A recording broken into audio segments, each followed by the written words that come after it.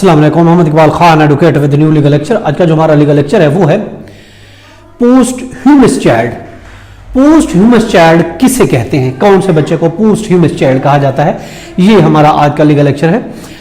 Iqbal international services से हम एक लीगल लेक्चर ये डिलीवर कर रहे हैं।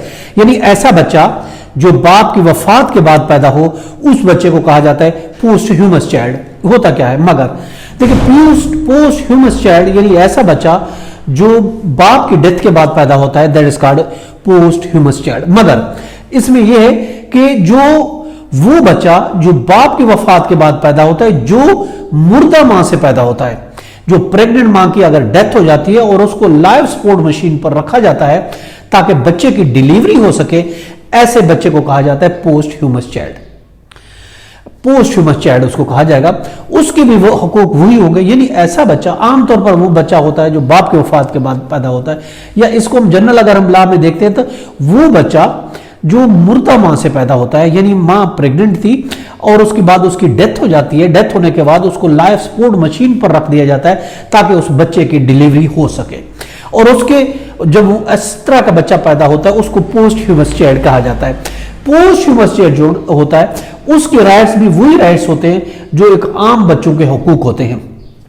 आम बच्चों के हकूक की तरह उसके भी वही हकूक कहलाएंगे। ये एक लेजिटिमेट चाइल्ड होगा, ये भी याद रखें, सही और नस्ब बच्चा होगा और वालिदैन का नाम उसको मिलेगा और वो विरासत में भी हकदार कहलाएगा। सही और नस्ब बच्चा लेजिटिमेट चाइल्ड कहलाएगा।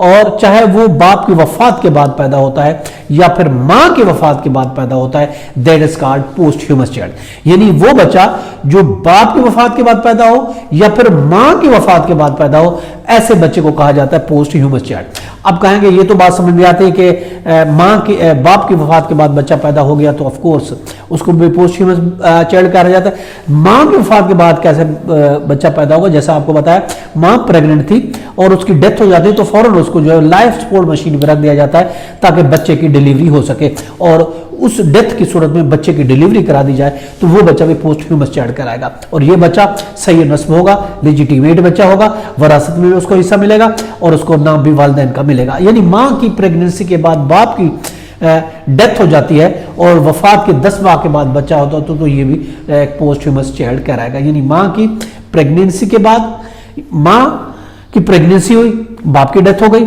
और उसके बाद उसके 10 महीने के बाद बच्चा पैदा होता है या फिर मां की डेथ के बाद बच्चा पैदा होता है, that is called post humus child कहलाता है।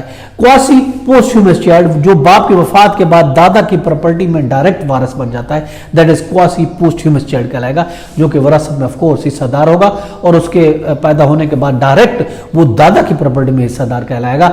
ऐसा बच्चा that is called the post humus child. ये था आज का लेक्चर। इसके साथ इजाजत देकर फिर मिलेंगे। अपना और अपने गिरदुनवा का बहुत ख्याल रखिएगा। अल्लाह हाफिज।